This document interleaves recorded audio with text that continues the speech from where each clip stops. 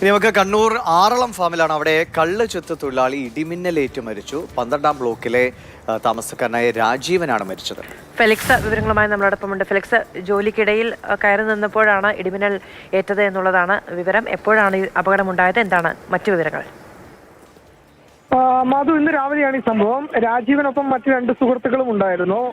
ഈ 1-ാം ബ്ലോക്കിൽ കള്ള് ചെത്തിക്കഴിഞ്ഞ് ഷെഡിൽ വിശ്രമിക്കുന്നതിനിടെയാണ് ഇടിമിന്നലേറ്റത്. രാജീവൻ നടുക്കാണ് ഇരുന്നത്. രാജീവൻ തൊട്ടപ്പുറത്തും ഇപ്പുറത്തും ഇരുന്ന സുഹൃത്തുക്കൾക്ക് വലിയ ഗുരുതരമായി പരിക്കേറ്റില്ല. പക്ഷെ രാജീവൻ നിന്ന സ്ഥലത്താണ് ഇടിമിന്നലേറ്റത്. അങ്ങനെയാണ് മരണം സംഭവിച്ചത്. രാജീവന്റെ വസ്ത്രം പൂർണ്ണമായും കത്തി നശിക്കുകയും ചെയ്തു.